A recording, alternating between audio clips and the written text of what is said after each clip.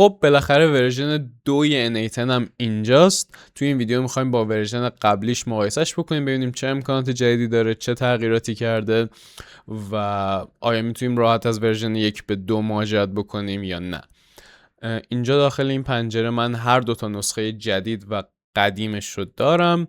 سمت چپ اینجا ورژن N8 1.1.23 رو داریم، سمت راستم ورژن 2.02 که البته موقعی که این ویدیو رو دارم ضبط میکنم به طور آزمایشی داره اجرا میشه، ولی موقعی که این ویدیو رو پست میکنم از 15 دسامبر 2025 گذشته که گفتن که تاریخیه که نسخه نهاییش رو قراره ریلیز بکنن. به گفته خودشون ورژن 2 بیشتر یه هاردنینگ ریلیسه تا فیچر ریلیز، به این معنی که بیشتر تمرکزشون روی امنیت و پرفورمنس یا همون سرعت اجرای برنامه است و یه زیرساختی رو درست کردن که در آینده بتونن راحت‌تر نرم افزار رو نگهداری بکنن و امکانات بیشتری بهش اضافه کنن. پس خیلی نمیتونیم توقع امکانات و تغییرات زیادی رو داشته باشیم، ولی بازم یه سری تغییرات مهم رو داشته توی رابط کاربرش که توی این ویدیو همشون رو بررسی میکنیم. خب اول از مقایسه ظاهری نسخه قدیمی و جدید شروع میکنیم. میبینیم که تو نسخه جدید و قدیمی خیلی تفاوت ظاهری چندانی نداریم. یه مقدار نقطه‌های پس زمینه کم رنگ تر شدن. از نظر ظاهری ورودی و خروجی نودها یک ذره فرق کردن. اینجا دایره توپو رو مستطیل توپو رو داریم، یه مقدار فریم دورش ضخیم تره. توی نسخه جدید دایره تو خالی رو داریم و فریم باریکتر، یه مقدار ظاهر مدرن تری داره. توی نسخه قدیمی این ساید بار فقط میتونستید باز و بسته کنید، توی نسخه جدید میتونید عرضش رو طور دلخواه کم و زیاد کنید و قسمت تنظیمات یا ستینگ رو توی نسخه قدیمی باید از اینجا کلیک بکنید و بعد به اون صفحه میرید، ولی توی نسخه جدید خب اون تب مورد نظرتون از اینجا میتونید مستقیم انتخاب کنید، ولی بازم به اون صفحه میبرتتون خیلی تفاوت خاصی نکرده. هر دوتا ورک فلو ساده‌ای که اینجا داریم خب یکیشون هر دوتاشون یه ویت 3 ثانیه‌ای داره و یه خروجی دیتای سامپل. بریم اجراشون بکنیم. میبینیم که قدیمیه یه انیمیشن خیلی ساده داره و بعد تموم میشه. توی نسخه جدید انیمیشن لودینگ یا حالا اون تایم که صبر میکنه برای اینکه اون نود کارش رو انجام بده یه مقدار انیمیشنش بهتر شده. اینجوری دورش لود میکنه. توی AI ایجنتش هم همین شکله که خب یه مقدار ظاهر بهتری داره، ولی مهمترین تغییری که از نظر عملکرد پیدا کرد توی این نسخه، اگه قسمت بالا رو دقت بکنید اینجا دکمه ایناکتیو اکتیومون که اتوماسیون اون از اینجا فعال سازی میکنیم توی نسخه قبلی داشتیم که خب بعد اینکه کارمون تمام میشه ورک فلومون رو سیو میکنیم و از این قسمت ورک فلومون رو فعال میکنیم و حالا اگه اتوماسیون زمانی باشه خود به خود ران میشه، یا اگه کاربری هست که از اتوماسیون اون استفاده میکنه میتونه بعد از اینکه این اکتیو سبز میشه استفاده کنه توی نسخه قدیمی. ولی توی نسخه جدید دکمه اکتیو ایناکتیو حذف شده و به جاش ما اینجا دکمه پابلیش رو داریم و وقتی پابلیش میکنید باید یه اسمی براش بذارید، مثلا ورژن 1. اگه توضیحات اینجاست می نویسید و نسخه جدیدتون رو پابلیش میکنید.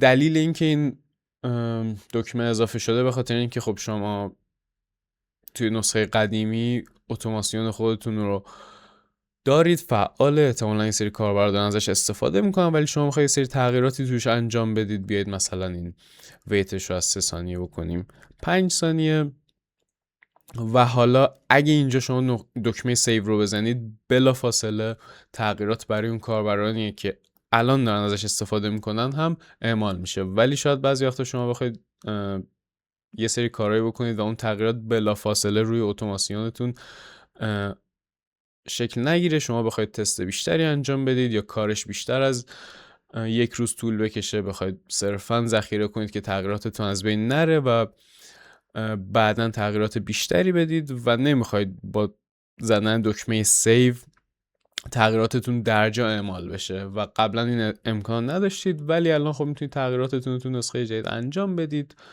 اینجا هم ویت رو عوض میکنم میزانشو و میتونید سیو بزنید و تا پابلیش نکنید این تغییرات برای کاربرانتون اعمال نمیشه. و اگه بخواید که تغییرات آخرتون برای کاربراتون اعمال بشه یا روی نسخه نهاییتون، باید یه ورژن جدید بزنید. مثلا اینجا میزنیم ورژن 1.1 و مثلا میزنیم که افزایش تایم ویت به 5 ثانیه و نسخه جدیدمون رو پابلیش میکنیم.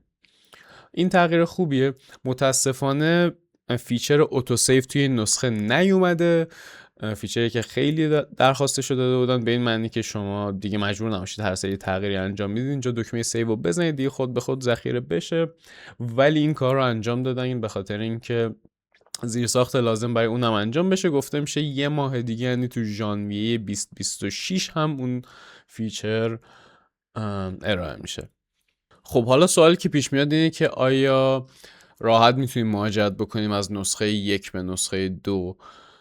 ببینید، با توجه به اینکه طبق سیستم ورژنینگ سمانتیک از 1 داریم به 2 میریم، یعنی این عدد سمت چپ که مربوط به عدد میجرش هست داره عوض میشه، یه سری تغییرات اساسی وجود داره توی زیرساخت برنامه که ممکنه اتوماسیون های قدیمیتون رو دچار مشکل بکنه. به گفته خودشون هیچ نیاز اورژانسی وجود نداره برای اینکه از نسخه 1 به نسخه 2، ولی باید مستندات مربوط به تغییراتی که از ورژن 1 به 2 داده شده رو خوب مطالعه بکنید. با توجه به اتوماسیون‌های خودتون ببینید که آیا اون کیسای خاص که باعث میشه توی اتوماسیوناتون اختلال ایجاد بشه هست داخل این تغییرات یا نه. اونها رو اول حل بکنید، بعد از ورژن 1 به ورژن 2 مهاجرت بکنید. یکیش رو من مثال میزنم اینجا.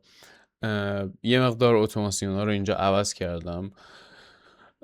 توی هر کدوم از این ورکفلو ها یه ساب ورکفلو داریم که به این معنی که هر کدوم از اینا یه ورکفلوی دیگه داخل خودشون دارن که داخلش یه ویت 70 ثانیه‌ای داریم. معمولا ویت 70 ثانیه‌ای خیلی کاربرد نداره، ولی بعضی وقتا ممکنه توی اتوماسیونتون نیاز به تایید یک نفر باشه. حالا داخل پیام رسان مثل تلگرام، مثل اسلک، مثل دیسکورد یه نفر باید تایید بده و این قراره بیشتر از بیشتر از 1 دقیقه زمان ببره. و حالا من ورکفلو رو اینجا اجرا میکنم. داخل هر کدوم از این ساب ورکفلو قراره یه وقفه 1 دقیقه انجام بشه و بعدش حالا توی هر کدوم از اینا گفتم که این عدد 1 وارد ساب ورکفلو بشه و عدد 2 به عنوان خروجی برگردونده بشه. خب اینجا 1 دقیقه‌مون تموم شده. میبینید که توی نسخه قدیمی ما همون مقدار 1 ورودی دادیم به ورکفلو ساب ورکفلومون یا اون بچه ورکفلومون و میبینیم که چون بیشتر از 1 دقیقه طول کشیده همون 1 رو به ما برگردونده، یعنی همون ورودی که بهش دادیم رو برگردونده، با اینکه داخلش گفتیم که اینجا 1 رو تبدیل به 2 بکنه.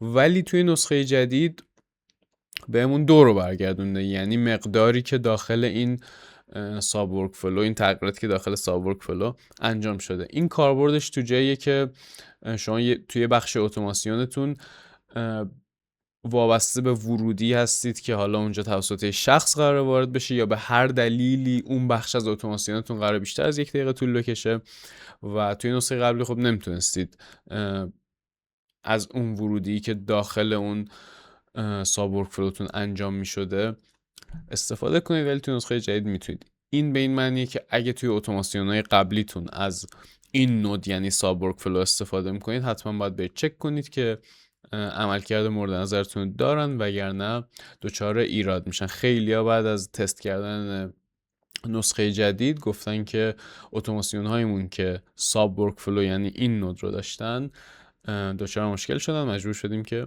عوض بکنیم. این به همراه تغییرات زیاد دیگه‌ای که توی مستندات مربوط به بریکینگ چنج ها یا تغییراتی که باعث خراب شدن اتوماسیونات قبلیتون میشن رو من داخل لینک دیسکریپشن این ویدیو میذارم، حتما مطالعه بکنید که مهاجرت امنی نسبت به از نسخه 1 به نسخه 2 داشته باشید. این هم از ویدیو معرفی نسخه دوم N8N و مقایسش با نسخه قبلی. خیلی ممنون که تا اینجای ویدیو من همراه بودید. تو این چنل قرار آموزش‌های تخصصی خیلی زیادی از N8N بذاریم، پس حتما سابسکرایب بکنید که ویدیو بعدی رو از دست ندید.